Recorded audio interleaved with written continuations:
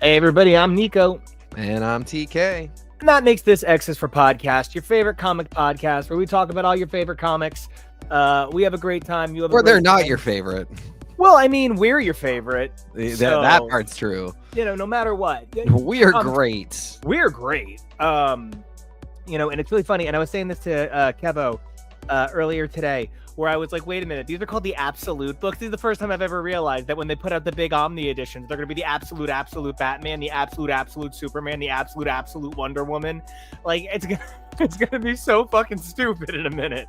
Well, that's fascinating because somebody has to have thought of that before they did it. So doesn't that make you wonder if maybe they are planning a whole new Omni initiative?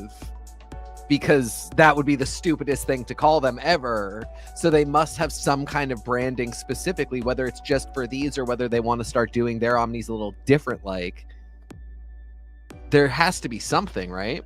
There's got to be a logic in it. There's got to be an understanding, right? Because like one of the things that I immediately think about is like, so someone did something, and I it's really funny because like when a person deletes a skeet or a tweet or a post or whatever you're deleting, you know what I mean? Like, it's fine. Like, it's not like your Grindr profile picture. When you delete it from Scruff, it's there forever. When you delete it from Twitter, it's there forever.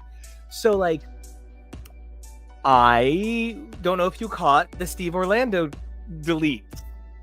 No, I don't follow Steve Orlando anymore. Well, this was over on Twitter, so I don't. I doubly don't. Yeah, he tweeted that Marvel literally only looks at first month sales. They don't care about trades.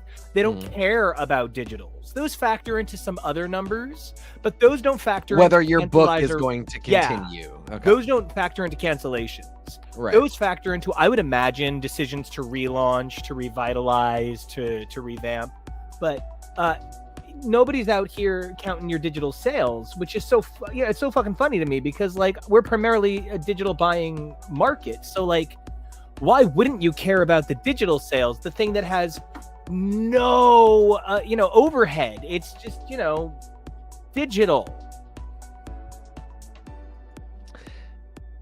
I mean, this is one of those things where it's like we're talking about it now, and I think there's basically nothing we could say that will be relevant if this tariff shit goes through, because then publishing is a whole other beast, and digital comics publishing, what you're saying is essentially like, it's predictive. Like now it's going to be even more important. But yeah, that's pretty wild to me. I mean, it sucks because we've never been able to get numbers on it or anything. Like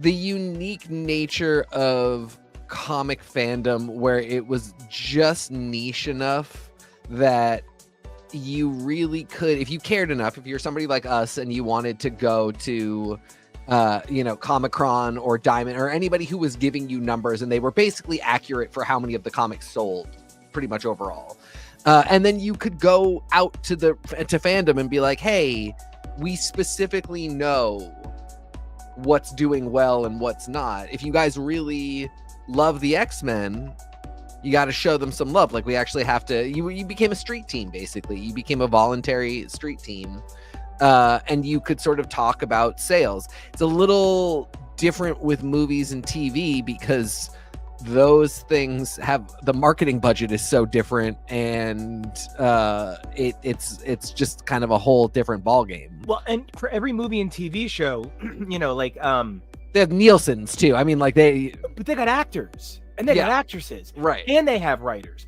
and they have directors and they have marketing. Like, you can literally not begin to count the value of a famous face on a shitty show. Whereas Wolverine isn't an actor and he can't get on Wolverine's Blue Sky account and be like, bub, come check out my new show, or I'm going to pop one in you. And then, of course, all of the wonderful thought he replies, pop one in me. And like, it's just kind of what it is, which, by the way, can I just say really quick, I was recounting to Jonah last night on Video Date that someone gave me a compliment that made me a little ish, and I literally on camera went, and he said, "I just love how baby girl you are." And like, yeah, you know, there is something really uniquely magical about the way an actor or actress makes us baby girl. But Wolverine is a fictional character and can't come out to promote Weapon X-Men. He can't get out here in support of Brevoort's comments that by the 5th issue a book is canceled because he's not fucking real. But like when you hear Dr. Odyssey is on the chopping block, they do an episode that is literally about Joshua Jackson freeballing in a pair of gray sweatpants and how unbelievably unmissable it is with close-ups to kind of pull the show back up. Wolverine can't do that because they don't let him. But man, they should. But yeah, I mean, it's, you know, it's not even, Tom Brevoort's not wrong. I get it. Like he certainly wasn't wrong about the fact that traditionally, if a book isn't doing well at the start, it's probably not going to rebound and suddenly do better. Particularly with this style of like, I mean, the thing is, they can if you, I think they can if they're really long ongoings and you change a new status quo. You know, like I bet Batman rebound. What? I got you long on. What? I got you long ongoing. I'm just saying that, like, literally with the theme of like these people having to come out, like a book can't come out and say I'm a long running book, like right. Yeah. But like, you know, I bet Batman jumped up after Zdarsky ended and this new run started, and that's, you know, that's in the 150s. So like, and so, you know, I do think it's possible. I can understand saying Weapon X-Men probably was not going to pick up at issue 6. I get it. I really, really do. But one, stop saying that you want these books are all going to be on. I mean, you didn't say it about Weapon X-Men, but you did say it about a bunch of the From the Ashes stuff, and it was simply a lie. They weren't going to be ongoings. I get that the main 3 were going to be, but those were always going to be big books. You knew what we were expecting when you said that. We were expecting that something like an X Factor, something that is not guaranteed to continue, was going to, is that we were going to see something that looked a little more like the old days. You knew what we were looking for, and you lied essentially. And you know, you said Weapon X-Men was going to be an ongoing, and then it didn't perform well, so of course it wasn't. But just the way you talk about these things, where you're like, well, you guys are unreasonable for listening to me and then hoping. Like, be as cynical as I am. Sure, I guess, but if I'm that cynical, then my joy for a fantasy world where people have superpowers is significantly diminished, and I stop buying books. So maybe you should be a little more whimsical, find different answers to these questions, and maybe never. This is why I'm like, Marvel, why did you not put in this man's contract that he's not allowed to use Substack? Like, what is, because how stupid do you have to be to say to people, if you don't like that Spider-Man's not married, don't read it? If I owned a company and one of my primary movers was saying to people, if you don't like our product, don't buy it, rather than like any kind of spin, any kind of, and it's so funny too, because sorry, I'll monologue forever. No, keep mono. Keep. Well, the only thing I was going to say is like he has these toxic answers about Spider-Man, which are so unnecessary and so silly anyway. But then like somebody asked about Rogue and Gambit, and he was like, I'm not particularly attached to them. If that needed to go, I could let it go. Like if they needed to not be married, I could like break them up. But also like there's nothing wrong with it now, so I don't see any reason to touch it, which is like just the most perfect measured answer. We're all aware of the fact that if somebody sees an opportunity to sell books by breaking up Rogue and Gambit, they will break up Rogue and Gambit. And if they don't, they're not going to do it. And they're a cute couple and people enjoy that. So like there are ways to address this stuff and be like, yeah, you know, Peter and MJ being married is not for me, but if somebody comes up with if somebody wants to write that, I'm not going to stop them. Instead of, or like at least saying to people like, I can totally understand that there is a, generation, an age group of people that read Spider-Man comics and that love the idea of seeing Peter Parker be older and married. I totally get that. I see that. Not what we're doing this week, but I see that you're there. Why be combative? Why be such I don't want to say asshole, but asshole. And, when you're talking about Brevoort and Brevoort's behavior, one of the first things that comes to mind is the fucking crazy thing is, I only know, and I think I'm saying his name right, and I might have it wrong, right? Because, one of my favorite things is how often I listen back to episodes and people laugh at my getting names wrong. But I believe Mario Puzo wrote The Godfather. And the reason I believe I know that is because that is back in the day when major writers could be on a TV show.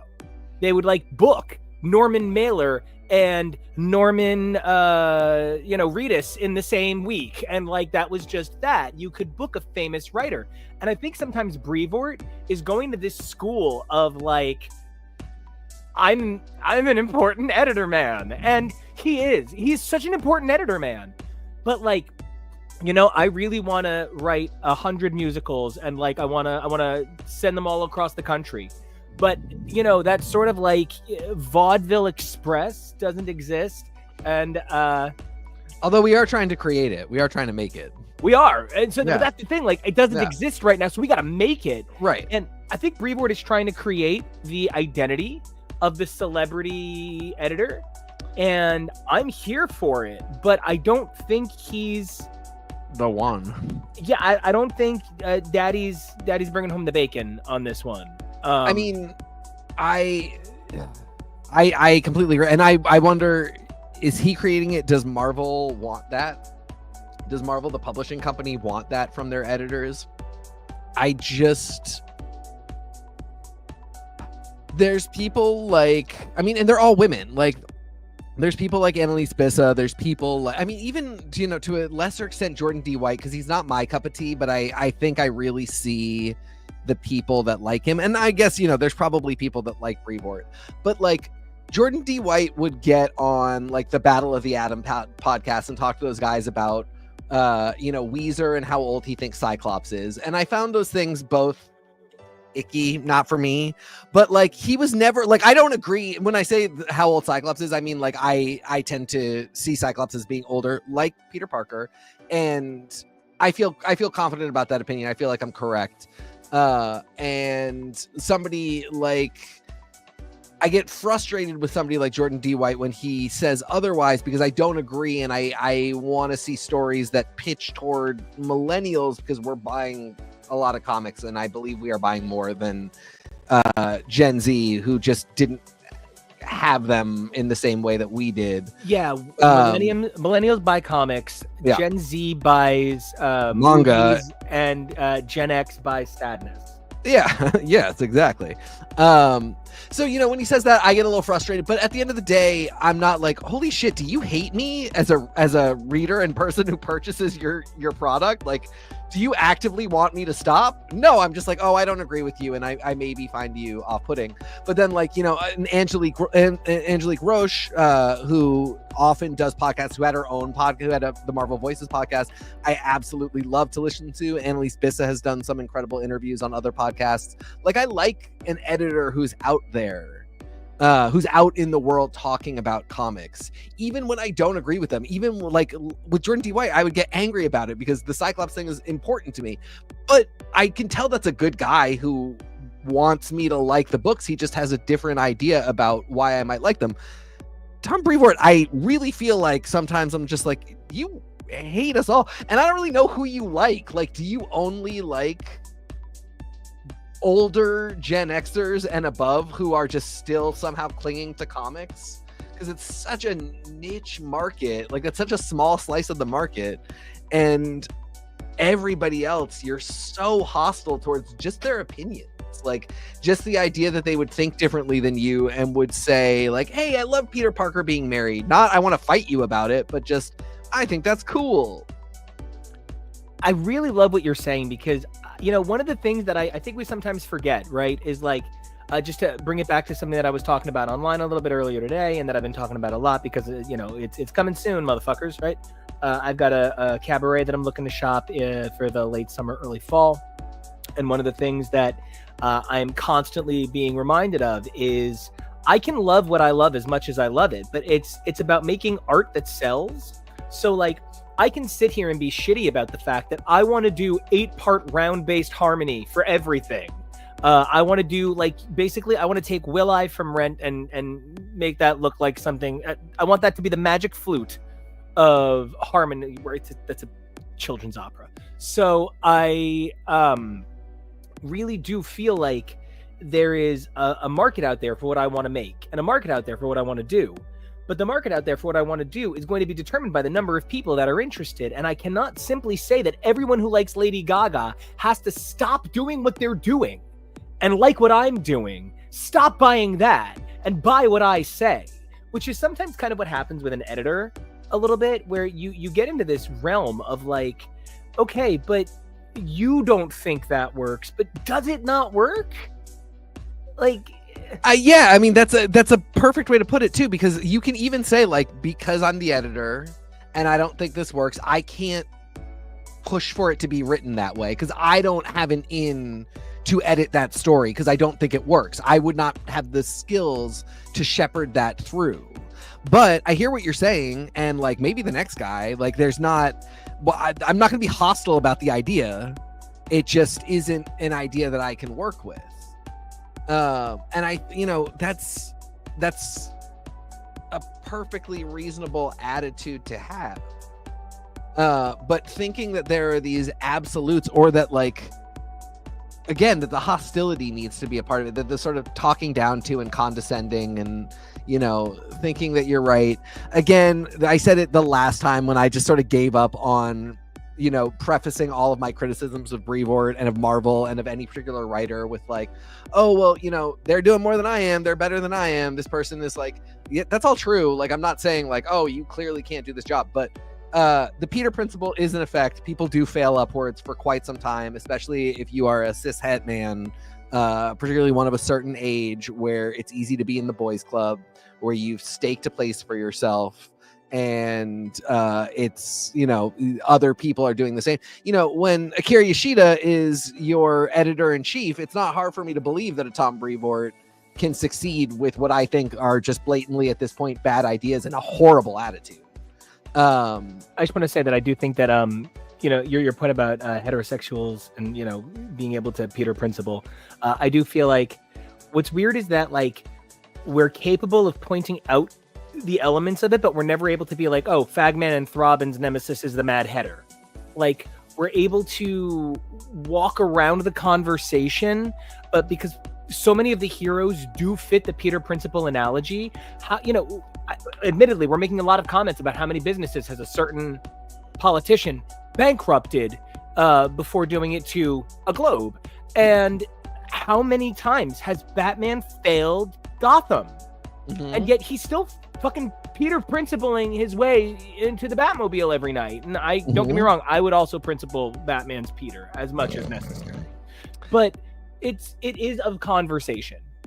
And let's just slide into it. Peter's and their principles, and Peter principling Peter. And, Peter principling Joe Kelly, maybe, I think we might have to talk about for a second. So, one of the things we're covering this week is Amazing Spider-Man #1 by Joe Kelly. And is it Skeety or is it Larraz? It's Larraz. It's Larraz with JR. Oh, yeah, for that second story. Yeah.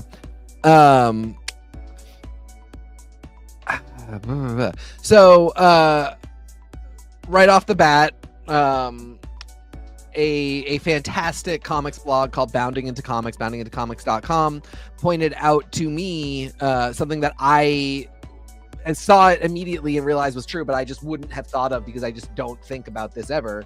But this book basically almost shot for shot, definitely theme for theme, takes what is Peter's start at the beginning of the One More Day storyline, Brand New Day, One more day is Les Mis. Yeah. One day more is Les Les Mis. Just Another Day is John Cicada. We'll get there. Oh yeah, we're gonna do all the days, all the days of the week.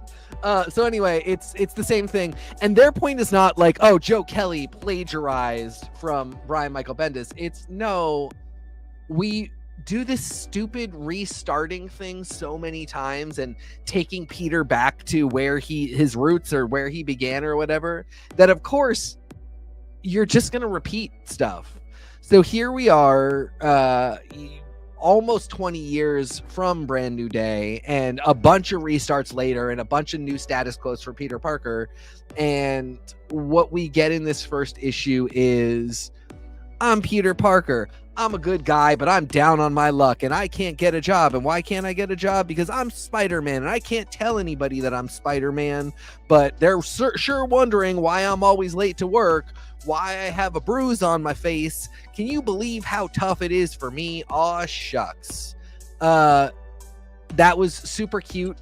1994 Spider-Man the Animated Series, MTV Spider-Man, Ultimate Spider-Man. We didn't even do this on Friendly Neighborhood Spider-Man. Like, we've done this so many times that it's almost to me unacceptable. Oh, would you like to talk about how many times? Do you have numbers? I do. So I'm not going to get into the number of relaunches, because like they relaunch every new writer, and like there are even writers who, you know, I know you guys haven't had a chance to read his work or anything, but like when TK falls in love with something, he falls in love with it from every angle. It's like it's a real diamond facet kind of thing. And like a guy like you could have 11 restarts on a Spider property. Mm-hmm. So like in that way, to compare you to an unfortunate creature, that you are the anti, but Dan Slott got like 11 reboots. Yeah, no, I mean, like I wouldn't be insulted by that if I was like, hey, I'm doing a Ghost Rider run and I'm gonna reboot it as many times as I need to. I don't care if it gets enough. You know, if that were always the mission statement, sure, and I wouldn't be ashamed of that at all. And you are absolutely right. I would do that 100%. There is no shame in that game. It is the thing I was bitching about before is 100% just saying to people, this is going to be an ongoing, and then that's just a lie. So to that, the ongoings, Amazing Spider-Man, Volume 1, Number 1, March 1963. Amazing Spider-Man, Volume 2, Number 1, January 1999. Amazing Spider-Man, Volume 3, Number 1, June 2014. So we went from 36 years to 15 years, but okay, the speed of life changes. But then we are in, December of 2015. It's literally the next year. Then we're looking at, out of nowhere, September 2018. We're looking at just about 2.5 years later before another relaunch for the Zeb Wells years, which kicked off in June 2022 before this relaunch now. But this relaunch is even kind of fucking dumb weird, because the last one kind of ended on essentially issue 70, and this is volume 7, number 1. So this is essentially issue 71. And I think the cover is the worst part of this issue, actually, because the cover gives away the last page in a way that makes no difference. So I don't know. I feel like it's too cyclical without any grand payoff. And like, Kevo, I think it was you, Kevo, who told me that when people said that they didn't necessarily love the trajectory of White Lotus, Mike White said, "I'm edging you." Yeah, he said, "Get out of my bed if you don't like it." Yeah, called the audience bossy bottoms. Yeah. Yes. Yeah. And so like I'm here for the edging of it, but you've been edging me since before I was born, and that's insane. Also, I don't think you're edging me. This is not skilled sex work of literacy. Like I didn't say it was good edging. there's no plan here. There's nothing. Good Lord. Yeah, I mean, I just don't even quite know how to engage.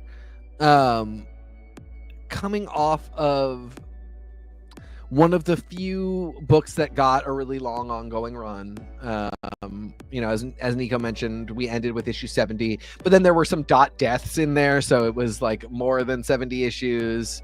And so, this has been a big ongoing, like, I want to say, like, I'm trying to, Kelly Thompson's Captain Marvel was like 50 issues. We just don't get that many books that go on this long. And NICO said to me, I was trying to complain about restarting again and doing exactly what, as I mentioned, this blog Bounding into Comics pointed out, is already so rehashed that this is basically identical to another book. But it's that, restart to the status quo, number one, let me introduce you to all the elements thing. And I was trying to complain about that. And NICO said to me, this feels like issue 26. And we're both right. Like, we're both noticing different parts that don't work about this. The fact that they're doing the relaunch dance, that is inevitable. If it's a number one, you're almost certainly going to get that. And I would argue that actually we are so at a point with Marvel where you literally do not need to do it at all. Like, not just like, oh, you can dance around it. Like, you just absolutely stop doing this entirely. People can figure it out. This is not everybody's first issue, as in I've never read a comic book and I don't understand serialized storytelling. Like, you're fine. We can jump right in. But then to Nico's point,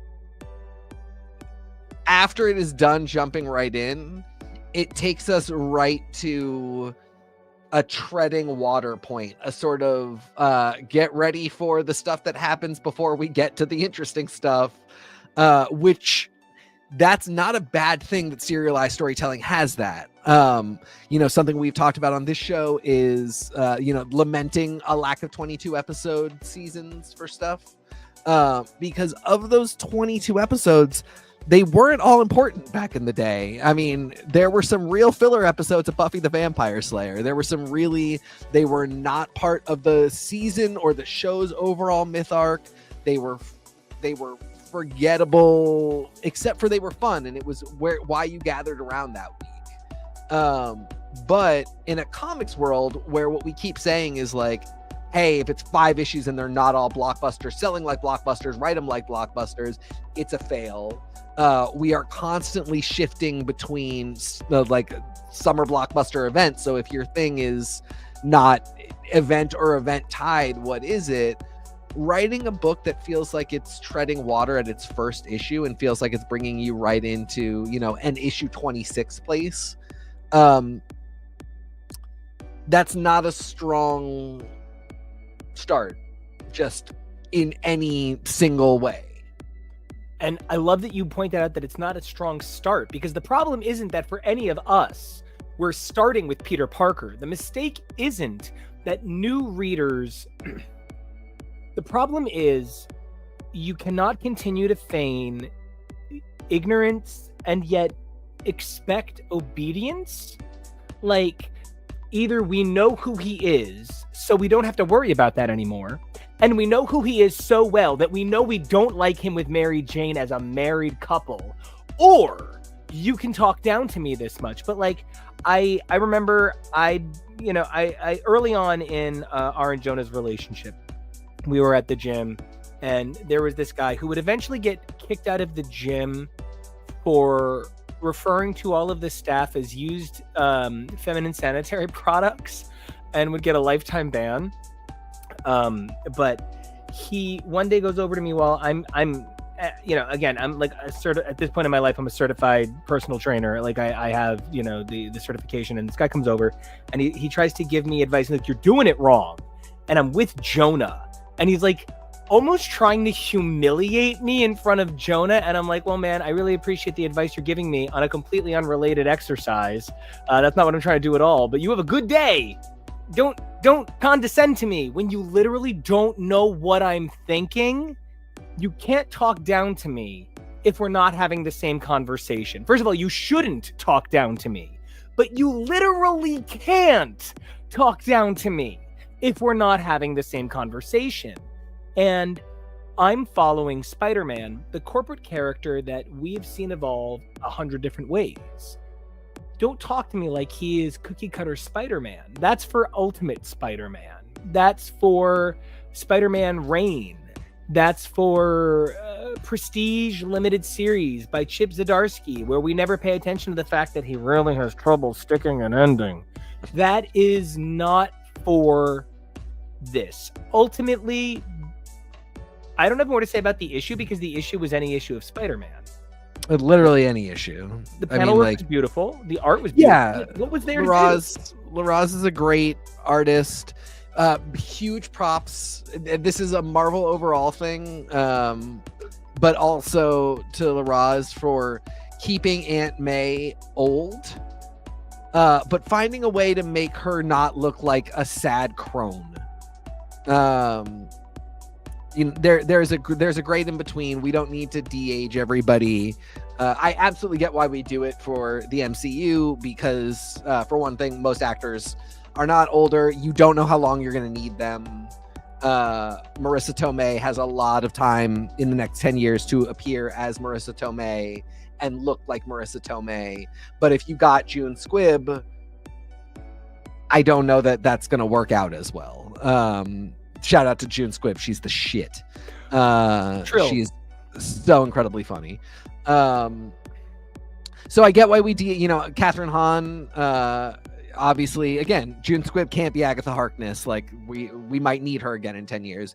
Catherine Hahn will be absolutely fine. But, Aunt May's older in the comics that appear to never change. So we got to keep that the way it is. And Pepe Larraz made that look good.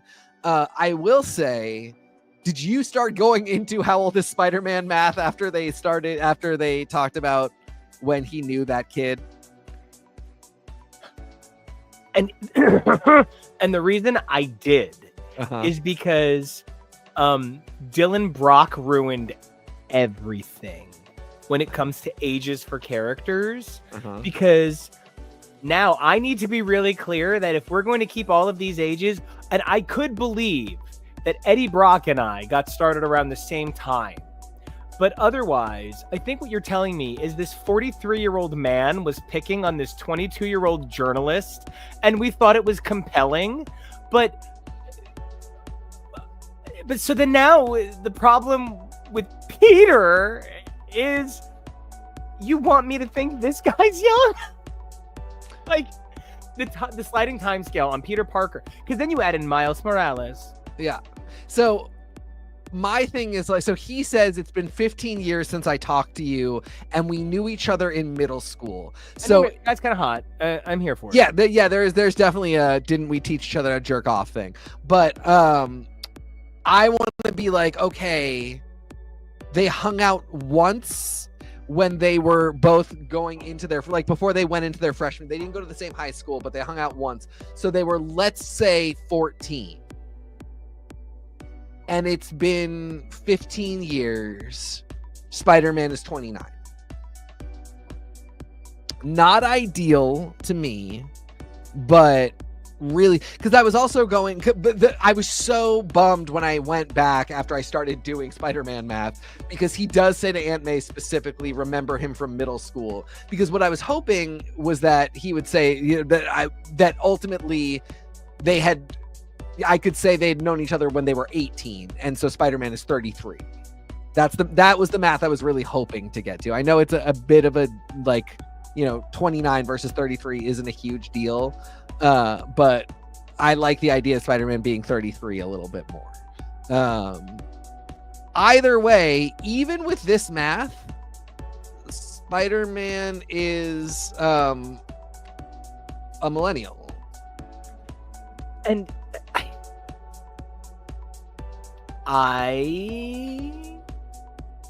I want to get this right. I want to say this right.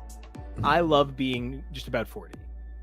Yeah. I think about when my cousin, I'm going to put it, he's not my actual cousin, not my blood cousin. Like my mom's best friend growing up, her son, who's 4 years older than me. You could just say cousin. That's fair. Well, but I want to be clear when I say it this way. My unbelievably hot cousin. Okay. Yes. Yeah. When at 23 or so, he was on his third kid. And by 28, looked 40.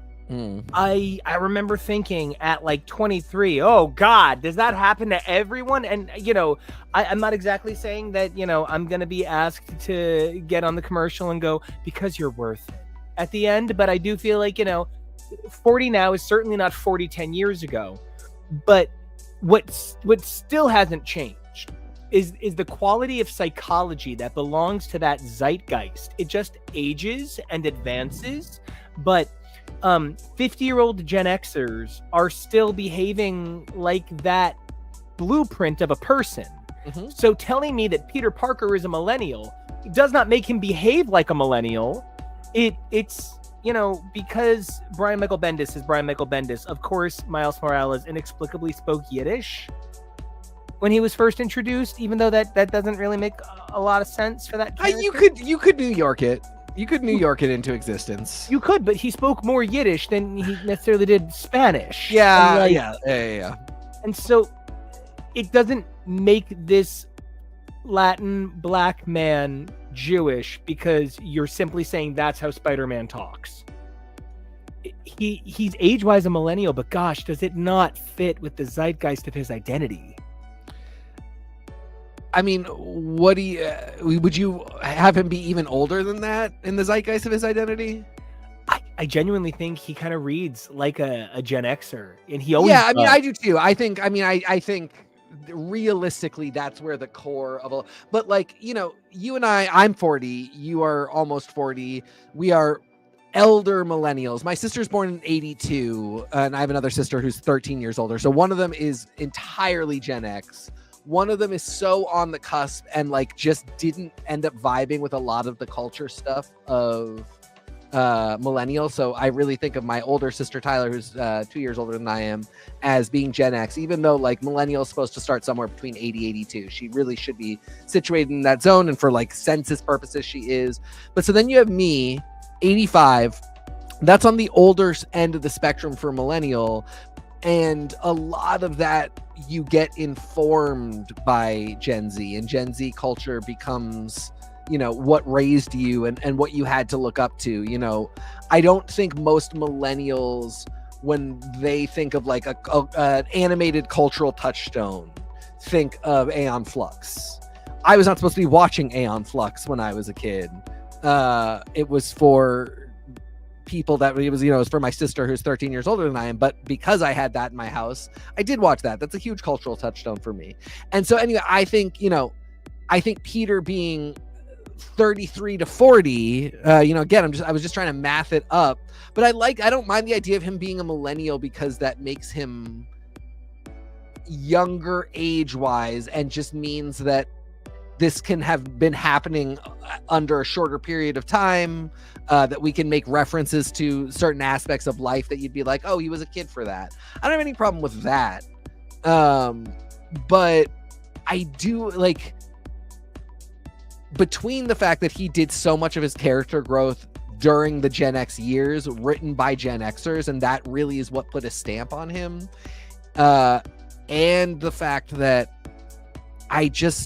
you guys really, if you want us to stop asking these questions, convince me that kids under 30, and really I want you to convince me under 25, convince me that those people are buying Spider-Man books to the degree that Spider-Man needs to look like them. Because I do not believe that is at all the case. I believe that the people buying Spider-Man look like Nico and I believe that is what I keep saying this on the show, but like I think that's what's going to resonate. And I actually think ultimately if you found a way to be like, because again, as you pointed out, 40 is not what it was 10 years ago. There are, the Chris's of MCU fame are literal superheroes who are over 40. Like 40 aesthetically, body wise, not a problem at all. So the idea that, because I think some of it is when you're Tom Brevoort, you're like, oh, I could no longer go up the stairs without being winded by the time I was 27. And it's just been decreasing returns from there. So you say to yourself, we can't have any characters that are older because they would be so fucking infirm the way, to my experience, all cishet white men who are over the age of 50 are now. But in fact, if you are living the experience of millennials, we are all healthy and fine, and I don't have any trouble believing that somebody who is 40 could have super strength. I mean, I look at fucking you and your biceps, and I have no trouble believing. Thank you. That was a prompt, friend. I have no trouble believing that people can be superheroes at 40. So fuck off. And what are we doing with this book? Something that we love to talk about a lot is the Golden Girls and their ages. This year, this summer specifically, Golden Girls itself is turning 40. So it's nearing Golden Girl age itself, but the Golden Girls are in their 50s, and she came up earlier. Marissa Tomei was 52 when she played Aunt May. Yeah. She wasn't young. You know, I think a lot of Spider-Man interpretations like to lean into May and Ben being more grandparently. Yeah. And there's been a lot of lore then built around that to explain why they're more grandparently. But for people who want to have it actually be Ben or whichever is the actual sibling, they kind of need to be an actual parent age.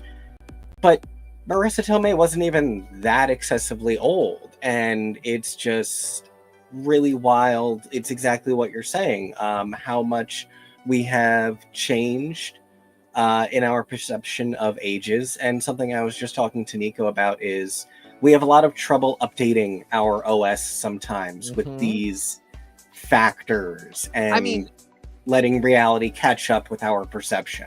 A really simple one, a completely straightforward one that has changed the game entirely with how people look with how they age, encountering no other factors. People don't smoke anymore. So one, the smoking ages you like crazy if you don't know that, friends, which great because you don't smoke. But also the generations before us were in a pool of cigarette smoke at all times, even when whether they did or not. Smokers. Yep. And that ages the shit out of you. They were also just, so many people were fucking showing down on lead. If you're wondering why your boomer parents' brains have curdled, it's probably because they have lead poisoning and we're just baking in the sun. Yeah, exactly. Baking in the sun, smoking. All of these factors. So like Aunt May was probably envisioned as being younger than Marissa Tomei, but just like that was what happened to women who were 50. And so that's what she looked like. And then the two things dovetailed, like people started to look better, but also we started to think of Aunt May as looking the age that she does because she always looks that age. And so that age, let's say it was 50 when Spider-Man started, Aunt May looks like she's 75 plus at this point. And so people kind of will look at the comics and go, oh, is that a 75 plus year old woman? Or what are we doing here versus, Marissa Tomei. Marissa Tomei looks 50 to me, but she looks 50 today, not 50 in the 60s. So, it's,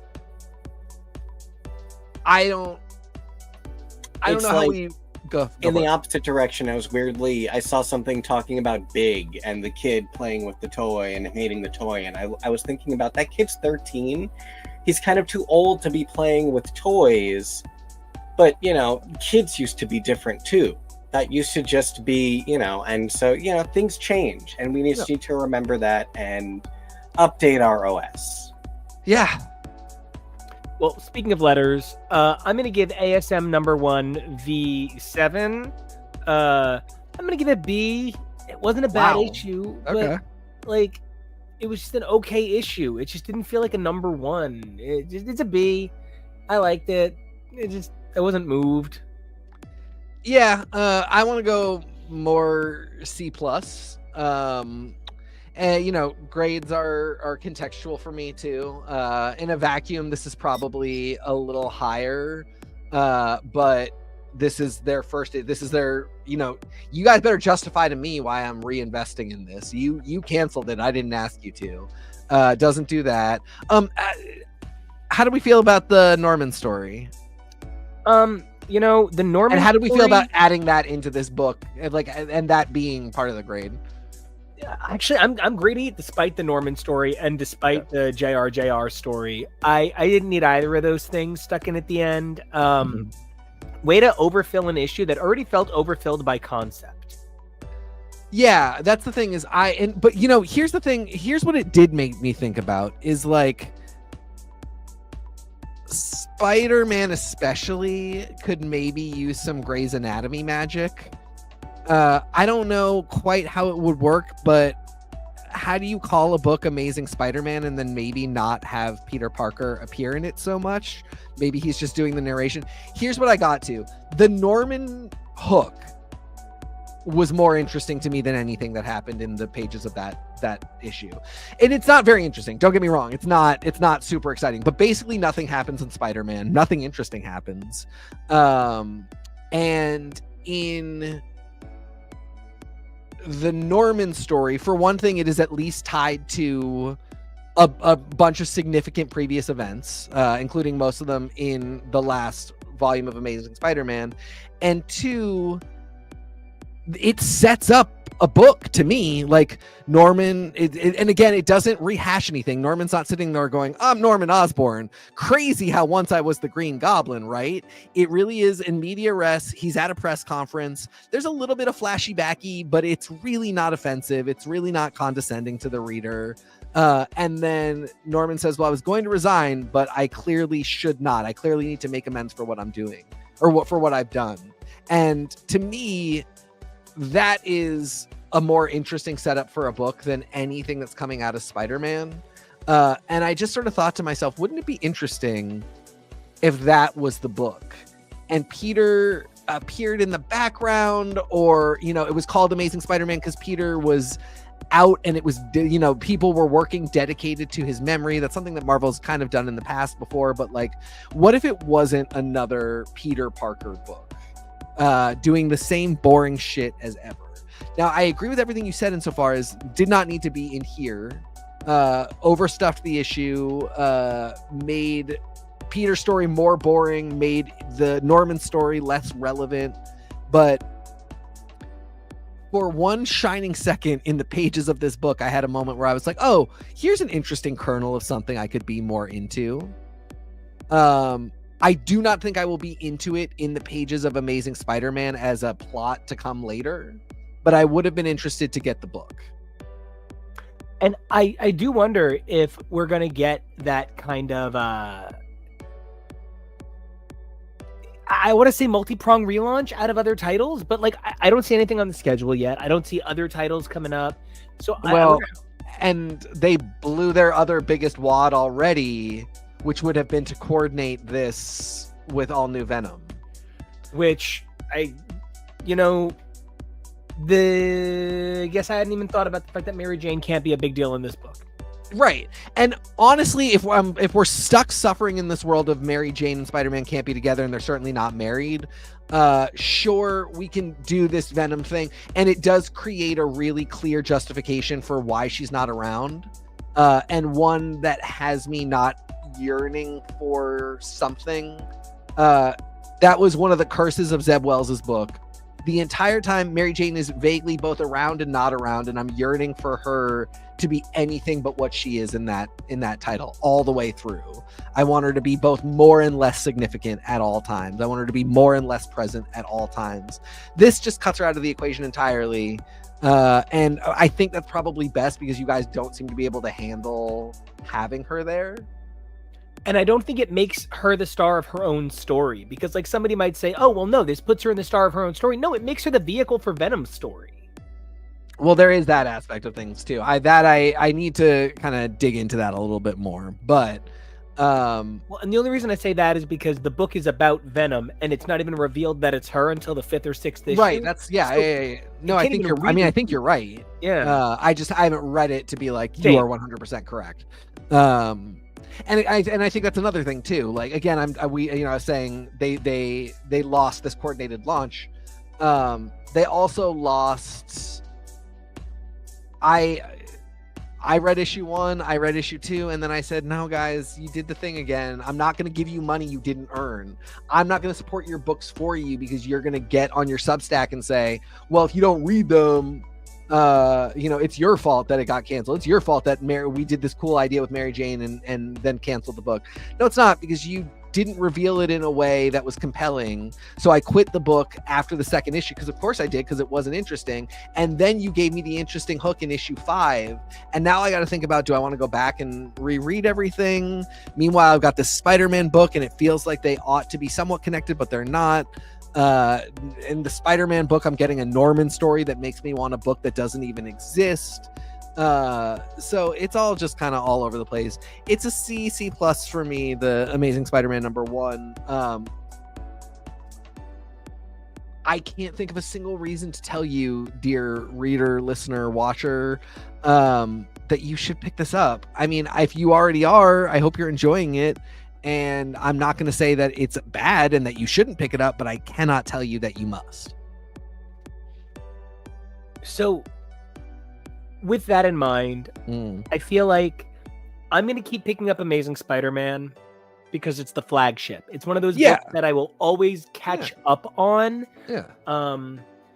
It does not have my attention. And here's the other thing. Like, would that still be the case if we didn't do this show?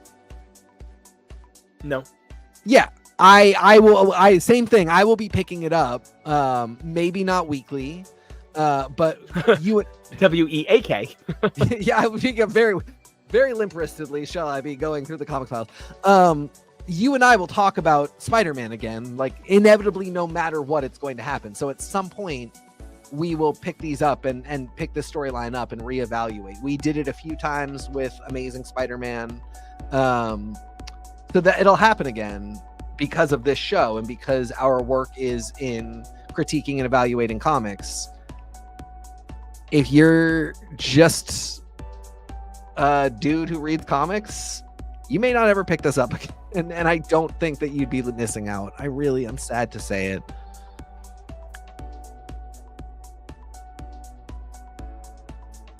And it's because I feel like we don't know enough about the next Spider-Man movie.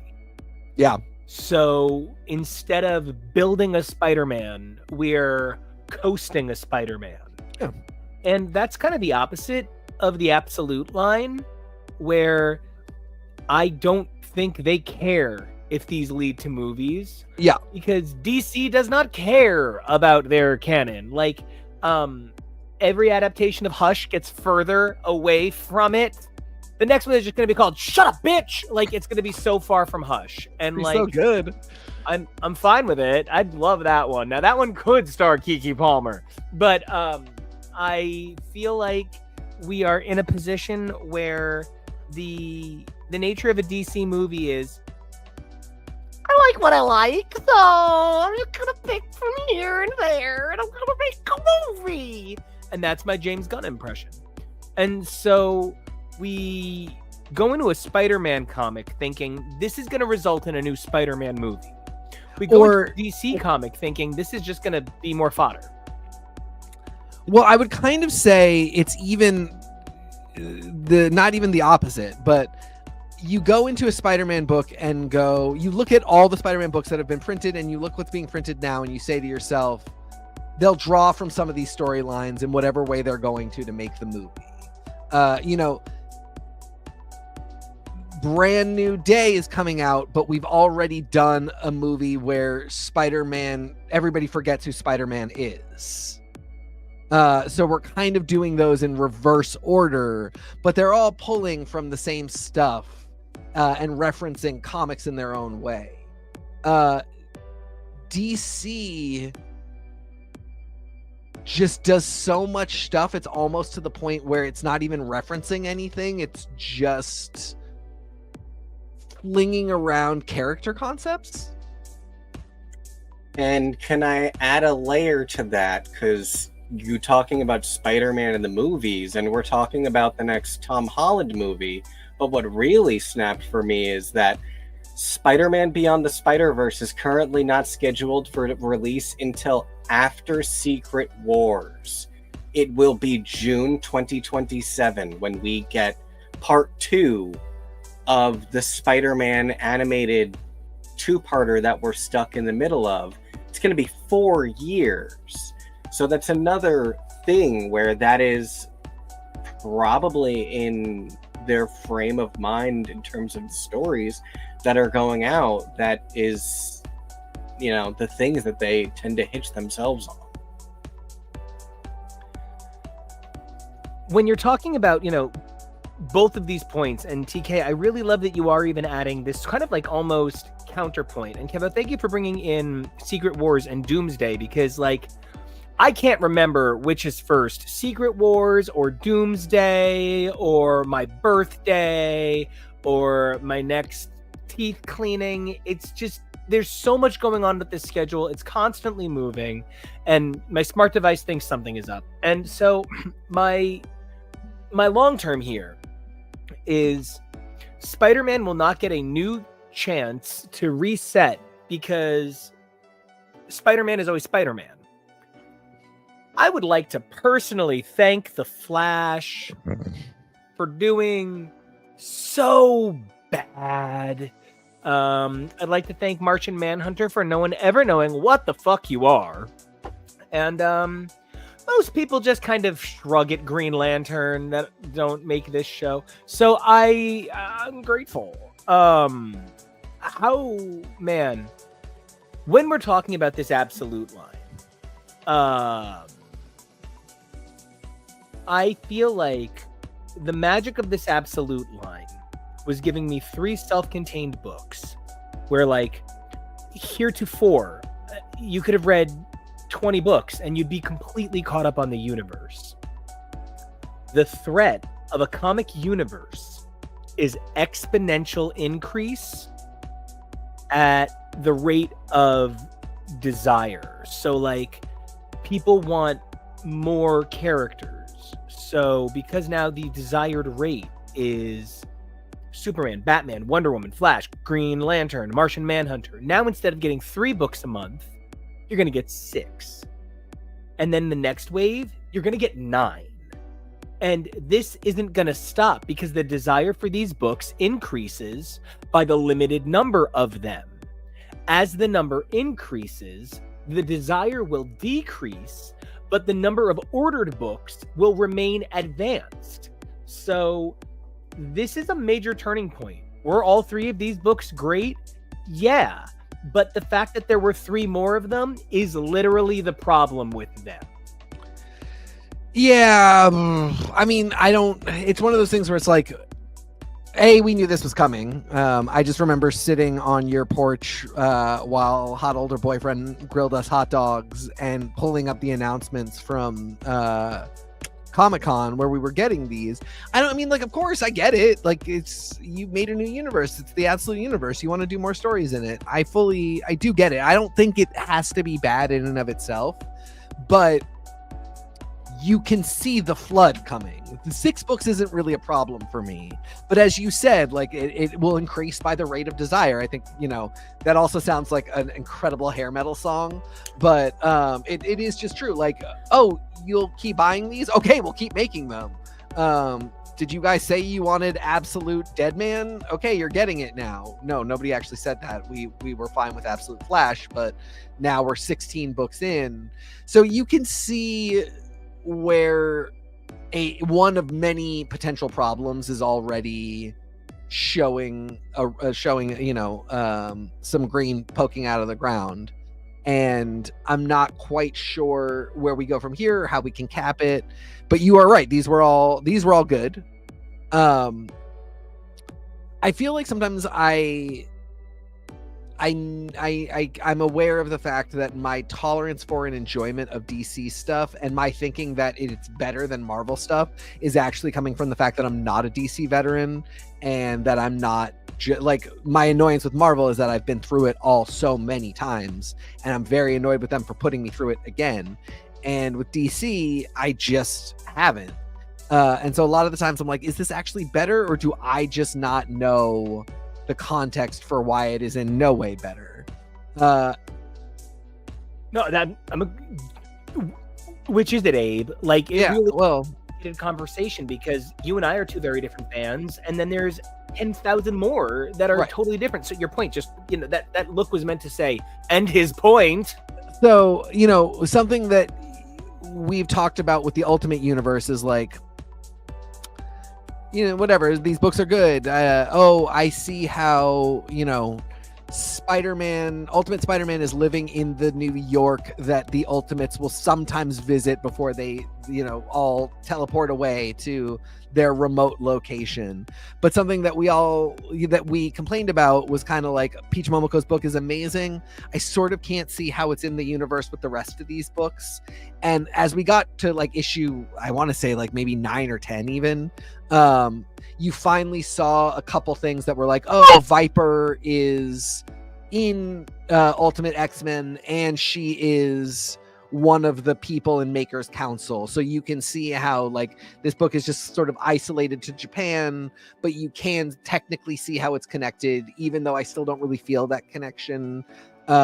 Is that a problem or not? I don't know, because I don't know what these books are doing. Marvel loves to have a cohesive whole universe where they go, it's the end of the Ultimate Universe, or like Ultimate Universe meets 616, blah, blah, blah, blah, blah. And I know that DC has their universes. They have their Earths 0, Earth 2. My thing with the Absolutes is I don't know how any of them are connected to each other. I don't see any connection. I don't see a single thing that says to me that Superman is living in the world that Batman is living in, the world that Wonder Woman is living in, that Wally is there too. And to me, I'm trusting that that is the case, that they're all on the same planet, in the same universe, whatever, and that eventually that will come to fruition and mean something. That burned us like a week and a half ago with Dark Legion. So you watch your handsome fucking forked tongue.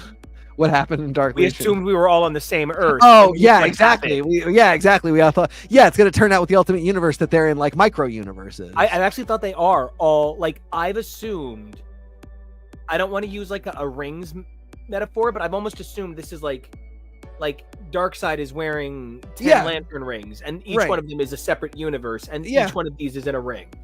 Yeah, I mean, you might not be wrong, and like that could be that's a really cool, that's a fucking great pitch. Like, you're welcome. That's free. No, it's not. Pay me. I'm gorgeous. We're taking it.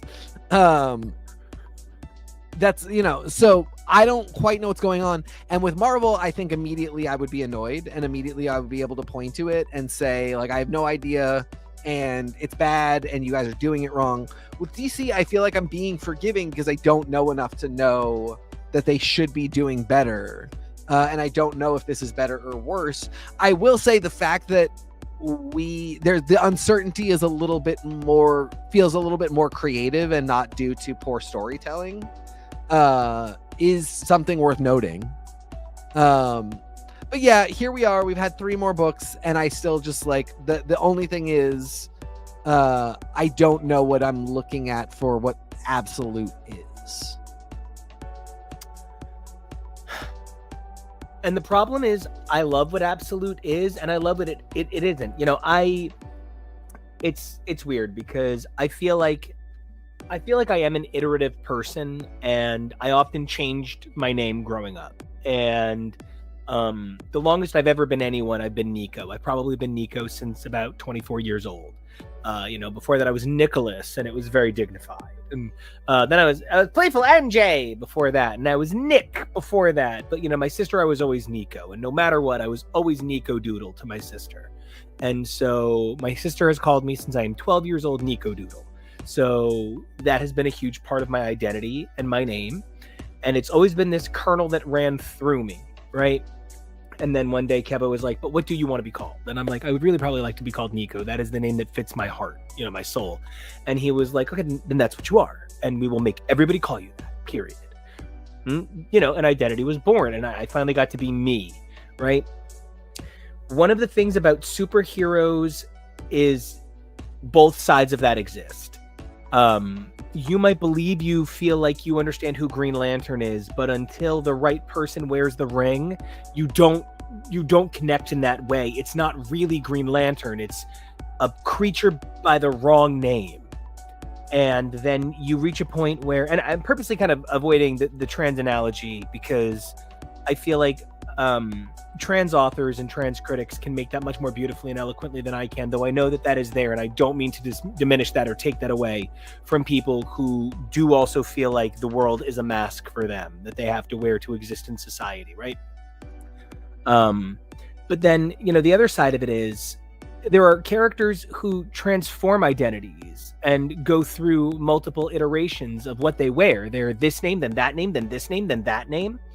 And I was so happy that it was Wally with Barry as a mentor because, it's really funny, but like something I'm coming to understand a little bit better about myself is like I am kind of very Dom little bro. Like I need a big bro figure. Like I'm literally not my most efficacious without it. And so I have the world's greatest big bro in the universe, and he loves me and he takes incredible care of me. Hello. And it is a place where like I thrive. It's a place where Wally thrives. Wally does not thrive as well without a stronger leadership force in his life. But we already have exactly Superman, exactly Batman, and exactly Wonder Woman being reiterative of that initial identity. To have told this from Barry's perspective would have been a waste of time because we already have big bro energy in 3 titles. I thought, number one, if you've been paying attention the last couple of months, obviously Black Hand is my favorite Green Lantern villain because Sinestro is not a villain. Stop. You sound stupid. Stop that. But oh my God, giving Hal Black Hand. Are giving Hal the Black Hand? Oh my God. I mean, that was, and then Martian Manhunter, evidently, if you didn't buy it in person, the last page was wasted on you, and like the instructions are right there. I am really proud. I have every issue of the Absolute Universe so far in print.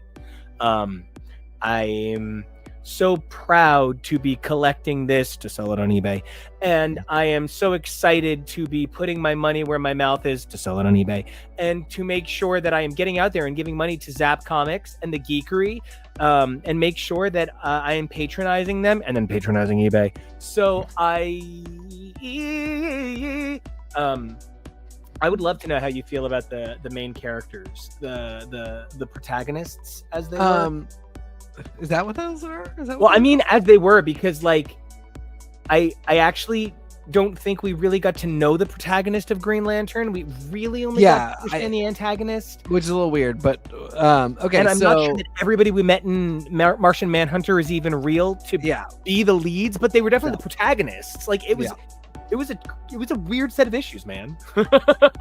So starting with Absolute Flash, I have no content. I barely know Barry. And I really don't know Wally. I have known nothing about their dynamic or anything from the primary universe. Flash is one of those ones that even like, I always say like Batman, I always know that he is the son of Thomas and Martha Wayne. They got shot. Is it by Joe Chill or was it the Joker? Was Joker using Joe Chill as those things can change adaptation to adaptation, but I know, the Batcave, Alfred, I know the big points of what any Batman thing is either going to tell me or tell me is different this time around. Same thing with Superman. Wonder Woman, it decreases ever so slightly, but I still think I know a lot. Hal Jordan is at that level too.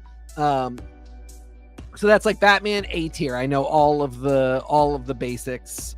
Wonder Woman B tier. I know most of the basics. I might be missing a thing or two. I just want to say though, you also have specialized knowledge that you're not giving yourself credit for, to be fair, but like you have unique knowledge of a lot of these things from your unique. Oh yeah, like randomly I'll know a lot about Zatanna or Clarion Witch Boy because I loved Seven Soldiers. Yes, that is 100% true. and in this case, like, let's say I'm talking about the Justice League and the Justice Society type characters. Flash would be in the C tier of characters that, like, I maybe don't even know half of their big points. And like with Batman, again, like I know Robin stuff too. I with Superman, you know, I know the villains as well, but with Flash, I don't know a ton about Flash. I don't know a ton about about Kid Flash or Reverse Flash. I don't know any of the villains. So for me, this was fun because this was really, really fresh. This wasn't even like, you know, because Absolute has done a fantastic job of being like, Thomas and Martha Wayne technically exists. So we are doing a spin on Thomas and Martha Wayne, but the spin is so big that, like, knowing that Thomas and Martha Wayne exist isn't the same thing when you read a comic versus watch the Tim Burton movie versus watch, you know, a DC EU animated film.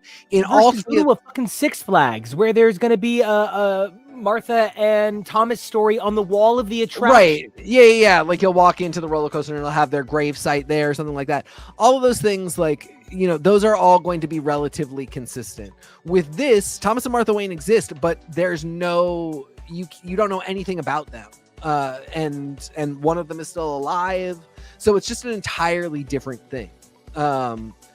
And so, you know, I'll read Absolute, Batman, Superman, and Wonder Woman, and I will sort of say like, oh wow, this is so different. It's sort of blowing my mind, and I'm getting to re-meet a different version of this character, and a really different version. You know, Dark Age Batman is really not a hugely different version of Batman. It's just a different story, a different version of the universe that Batman lives in, and therefore a different story being told about Batman's core principles. I don't experience any of that with Flash. I don't know enough about him to experience that. So I'm just experiencing meeting this universe's Flash. And it's interesting. Totally good. Great story. His dad seems like a real dick. Barry seems like a really sweet guy. I did absolutely notice that we had Captain Cold, Captain Boomerang, and then two people that I don't know. Do you know who those people are? You know, I'll be honest that Flash's Rogues Gallery is one of those Rogues Gallery that I see them and I go, oh, I know who that guy. Yeah, Well, so but the thing is, I looked it up on DC Fandom, and like, I mean, that is Captain Cold and that's Captain Boomerang. Like, those are pretty obvious because he has a boomerang and his name is Digger, and Captain Cold has the glasses. Like, but I've never seen those two women in my travails. I haven't seen even what I think are versions of them, and DC Fandom didn't indicate anything. So I'm wondering if you feel like you've seen versions of those two people. I couldn't place them either, and I wasn't sure who the guy at the end was supposed to be either. I assume no idea. Yeah, no idea. Because he had super cool goggles and cool goggles or something that Reverse Flash will do. Right. You know, it's one of those things where, like, if the only thing that matters is the first issue sales, then why do we write to trade? Yeah, exactly. Like, why are we gonna be? Yeah. So anyway, great book. Martian Manhunter. One thing that I will say, this is like, you know, I'm not glad that they made him white because I want him to be white. I'm glad that they didn't just decided to take a spin on the character and not just give fan service to an identity that the particular person writing was not going to be able to be competitive with and was not going to be able to bring something to the table for. Very interesting because that is a character that when we initially saw them was, you know, I mean, it's a Martian, so he's not white at all, but who he would morph into on Earth was a white person, and then has consistently been a black person in adaptation since then. And this book aesthetically is calling back to that old time and style, and even is calling back to, I think it's taking place at a different time. I could be wrong about that, but I also immediately felt like, I feel like this is a character that's going to evolve into taking the appearance of a black man again, and I hope we get to see that.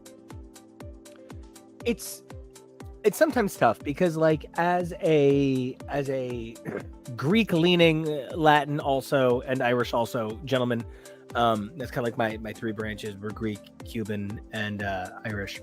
I feel like I have the quality of intersectionality that of course allows me the white passing privilege, although right now I think it's a little bit more of a condemnation, to exist in this world where I think I look mostly Greek, you know, like I look like a Greek dude, and you know, I look like my name should be George, and I don't have identity politics to live by.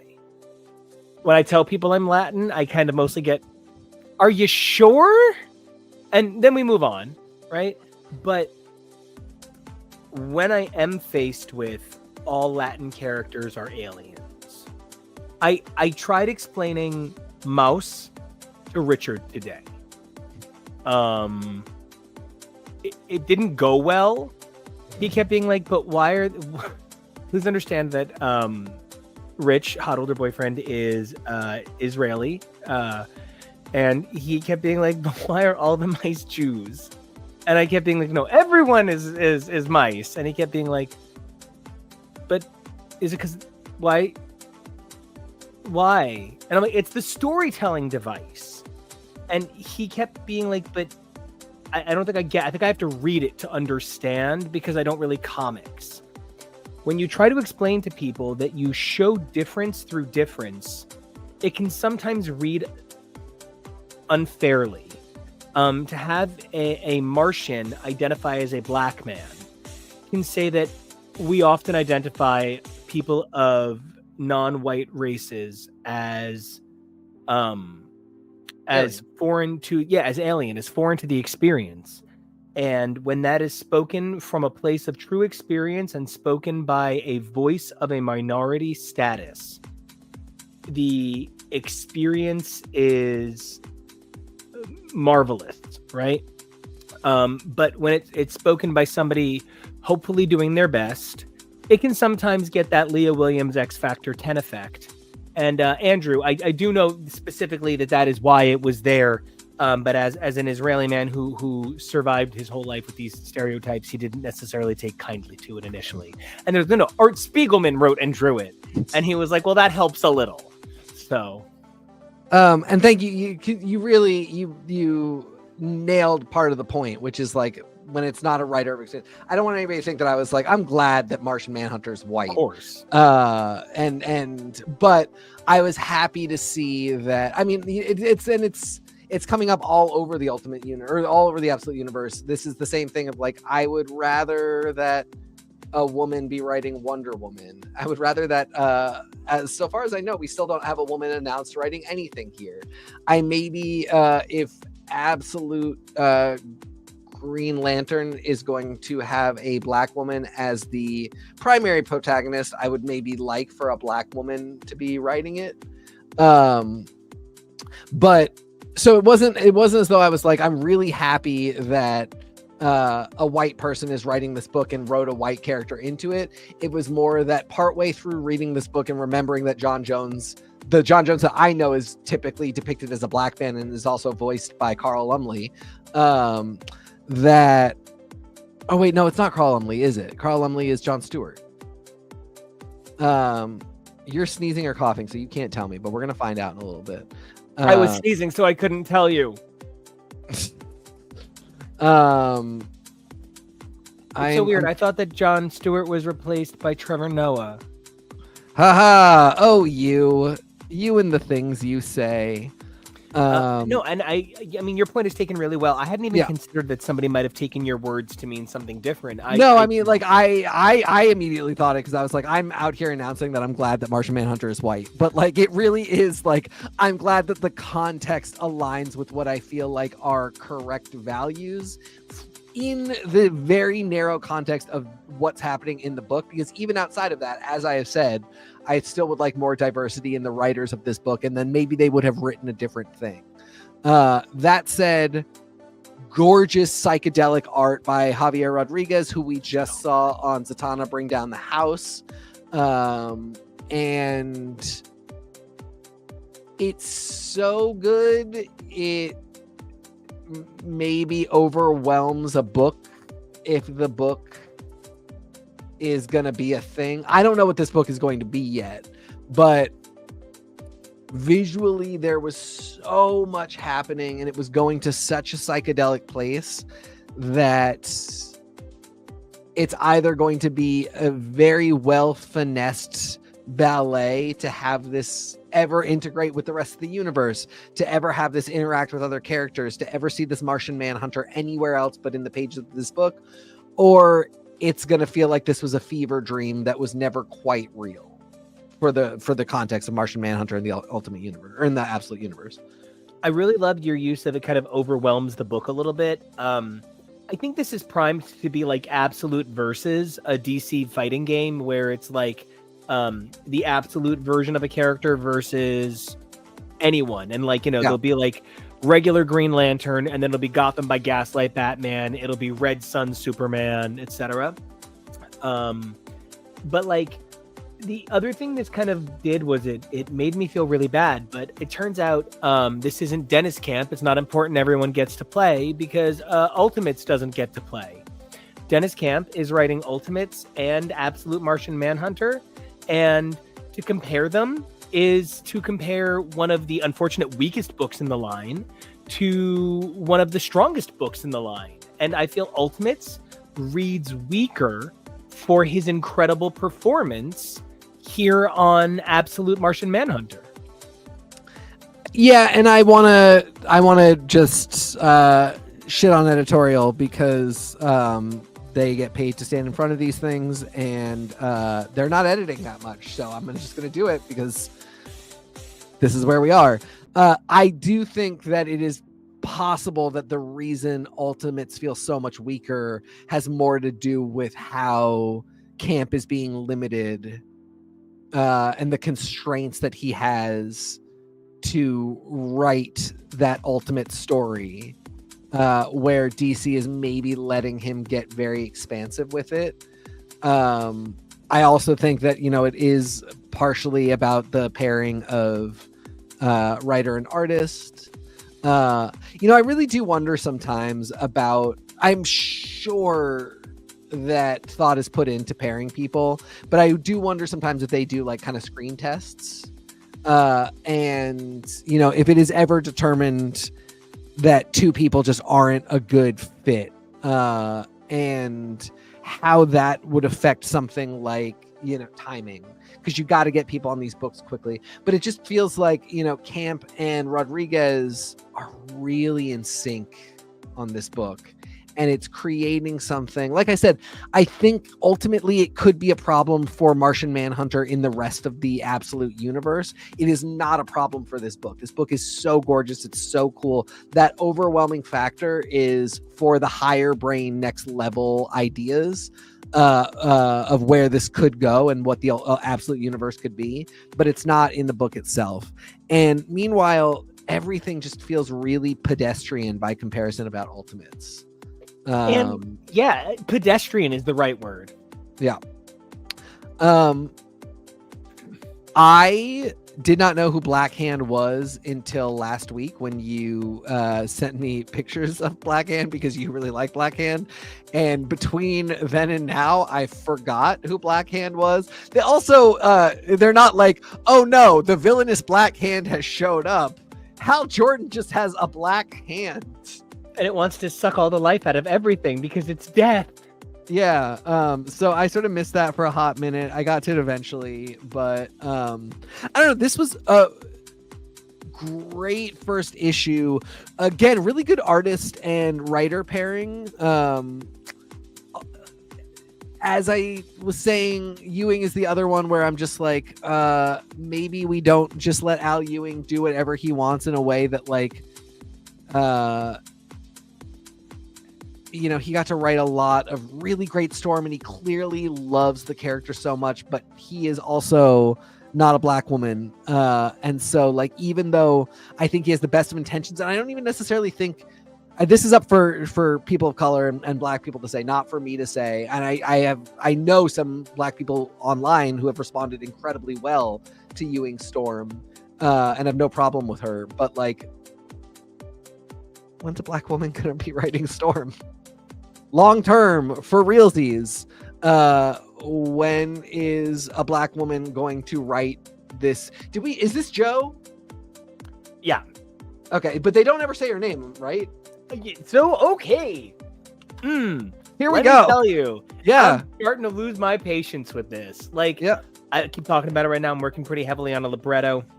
And, every other line, I'm like, hey, random person who's near me or person online who's online right now, I'm going to send you a track. Just tell me, is saying the other person's name this often unnatural? And people are like, why would you say anyone's name this often? And I'm like, because you never know when someone's going to turn on the song. And like, that is kind of how I think. You don't know what is going to be my first issue. Hopefully, the first issue. So please, in it, say name Beyonce, full on Beyonce, Kelly, LaTonya, and Latavia. Say my name. There is absolutely no Michelle here. Okay, we are talking the original Destiny's Child.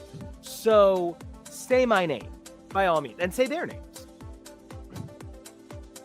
Because we definitely say John and Hal's name multiple times. I'm sitting here looking right now, and I just think we don't say this woman's name. I mean, and if it's not Joe, it could be a very Afro-Latin Jess Cruz, but that would be... Sure, or, maybe it's an original character, but I'm looking at spots here. I'm at the end of where we see this character, but Hal runs out after there's been this road accident, and this black woman says, Hal, wait. And his response is, call an ambulance. And he could say, Joe, call an ambulance, because we've already said John's name multiple times. So if it is Joe, that would be a place where you could say the name. That's just one pulling from a panel as I scroll through this at the very end to think of like places where you could do this. And again, editor wise, unless for some reason you guys feel this is just such an important reveal that we not have said this character's name. And again, we get into writing for the trade here, because I'm not going to know that until the reveal either happens and I go, oh, it was that, or the reveal doesn't happen and I go, wait, so why couldn't you have done this in issue 1? Why couldn't you have put some respect on this black woman's name and said it? I blame Ewing a little bit. NICO is absolutely pointing to two things. One, overcorrect a little bit for certain things. It's not always the worst thing to do. Two, put your stuff out there to people. Yeah, we'll tell you if you said the character's name too many times, but your instinct to use it a lot is not the bad one. It's like, oh, I see what you're saying. You want to make sure people know, but you've done it 5 times. Let's cut it down to 3. Right. And there's your happy medium. Nico's idea is correct. You want to make sure that everybody knows their names. But when you have ideas like that, and when you're super in it with the book, sometimes you don't write your best because you're writing for your intention, not for that final result. And that's why you have collaborators. That's why you have editors who edit and tell you, great first script.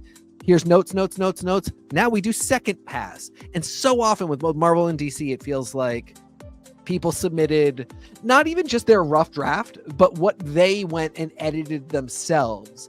And if you are your own editor and you say to yourself, okay, but I know I want people to recognize their name, so 5 times is the correct amount, because they're definitely going to know then. You're just incorrect, because you've been in your own head, you've been in the story, and that's why you give it to somebody else, because that person goes, no, I know why you were there, but I read it without your perspective at all, and I'm telling you it's too much for a foreign person, for a person who's foreign to the ideas going on in your head. So let's meet in the middle, and then we're gonna get it right that way. I just feel like even great writers are not getting that assistance and that sort of like, I'm so curious to know how many people have egos where editorial feels like they can't say this stuff to them, and how many times it's editorial being like, well, we don't tell the talent what to do.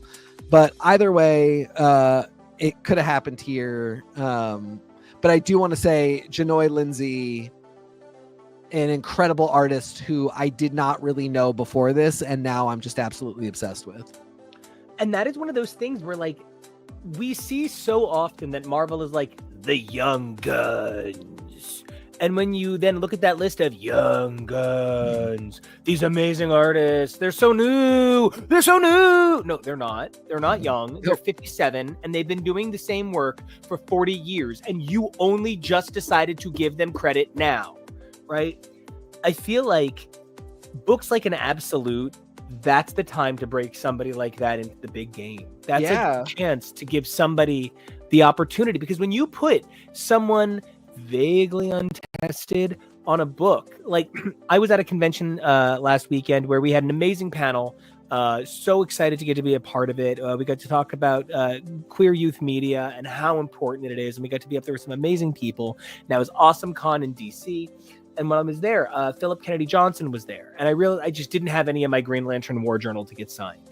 But like, when you're talking about people who have these chances to do unique things, I think about the art on Green Lantern War Journal.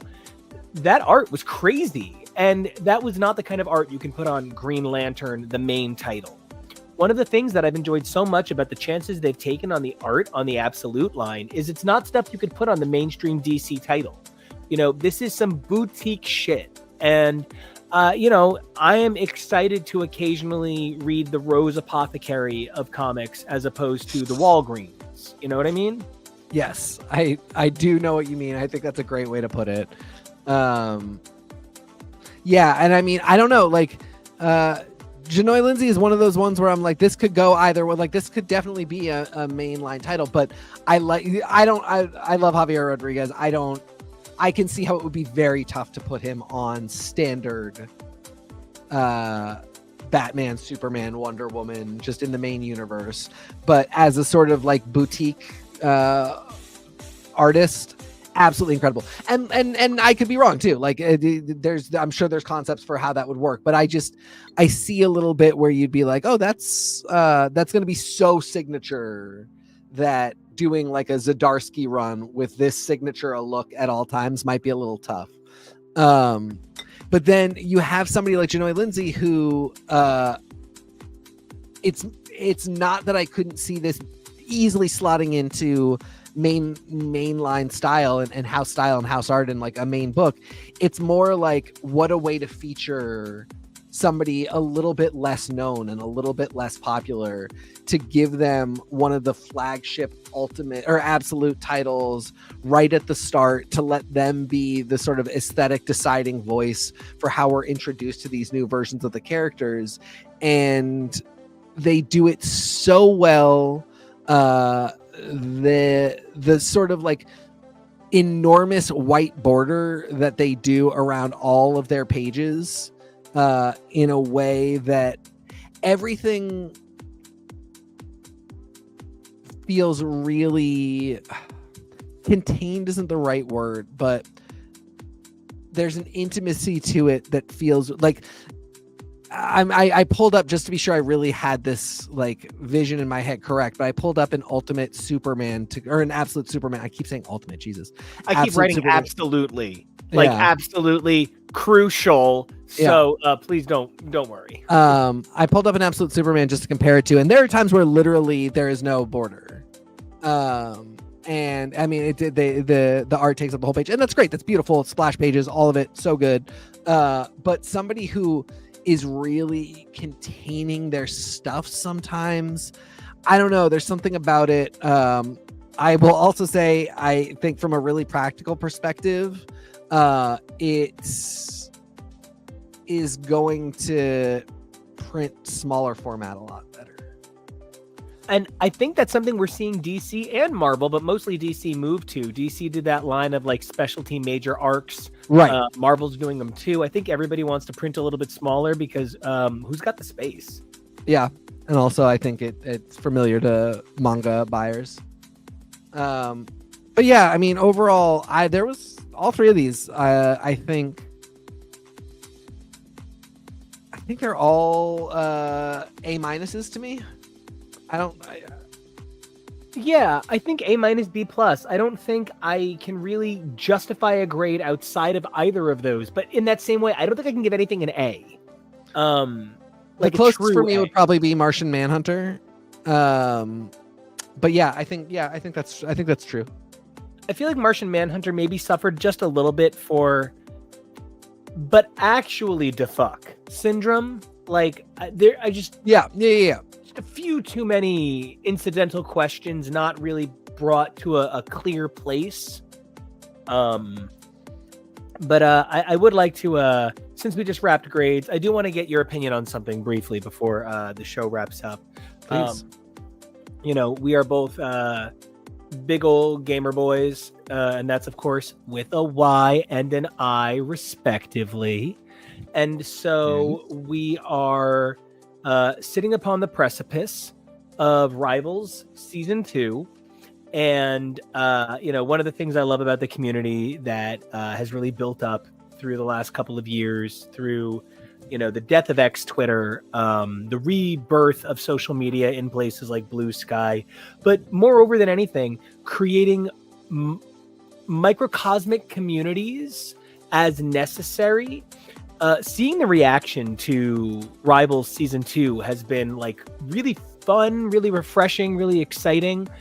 But I am left fascinated. Number one, tying together Krakoa and Age of Ultron, kind of, sort of. That's really cute. That's really cool. That's the whole point of an absolute ultimate kind of thing. But part of what's made Rivals work so well is slowly get to, the full nude. It works because you take 8 months to get there, and then you show the dick and everything's great, and then you wait 4 months to put it in something, and then you go from there, and then eventually they pay you enough to bottom, and that's the journey. And that is how you make that payoff take 2.5 years for a fan. That is how you go from OnlyFans to too long fans. And one of the big things that they're talking about with the next iteration of Rivals is they're going to be releasing characters at an exponentially faster rate. And I'm a little worried Rivals is going to suffer from the same thing we're worried about Absolute suffering from. It's not that any book was bad, but part of what made Absolute so powerful was that you could jump in for 20 titles. We're about to be at 200 characters. The fuck? Yeah, I have this problem with League of Legends.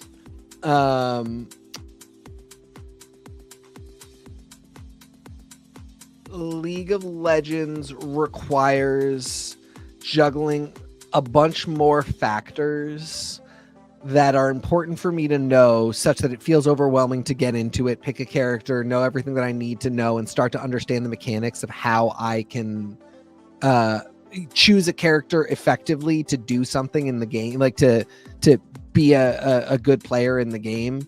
And I get a little bit put off at the idea that I'm going to be so out of my depth and choosing somebody just based on she looks cute, such that I'm not going to be providing value to my team. Now, I know these are games, they're supposed to be fun, and that can absolutely be a part of it. But we also we know that one, gaming culture is toxic, so you do want to try and ward that off by coming correct. But two, from the other side of things, it can really suck as a player to be inundated with other players who are so overwhelmed by the options that they're just not very good, even for a casual game. And it's, I end up playing Marvel Rivals casually a lot of the time, which I both love and hate, because I don't think they set you up for a ton of success. But I will say that it is relatively simple right now. So, that is the love and hate. That's the hate and love. With 200 characters, I do think it's going to be tough to know, okay, how do I, I'm a support main of all of these four. So let's say they'll have more damage than anything else. So if it's 200 characters, let's imagine there were 30 support characters. Of these 30 characters, how can I provide the best matchup when I'm looking at the rest of my team, it's really tough to know. And it's going to be really tough to know everybody. It's a little bit simpler with a hero shooter like this that has fewer elements. Like, you know, one of my other favorite ones, Paladins, has this whole card buying aspect to beefing up your character, and another aspect of like buying attributes right that you only have during the match that you're starting.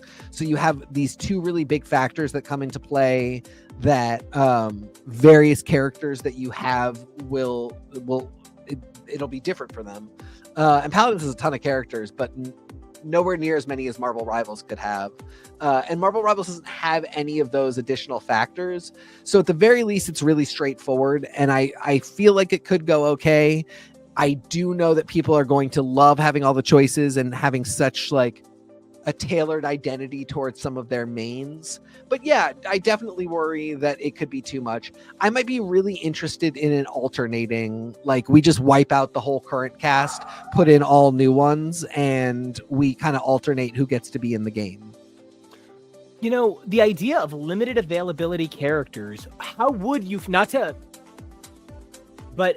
feel about characters that had a token you could buy, so that even when the limited availability on a character temporarily kicked in, you would always have them? I would be fine with that for casual. The problem would come because this has anything even resembling a pro.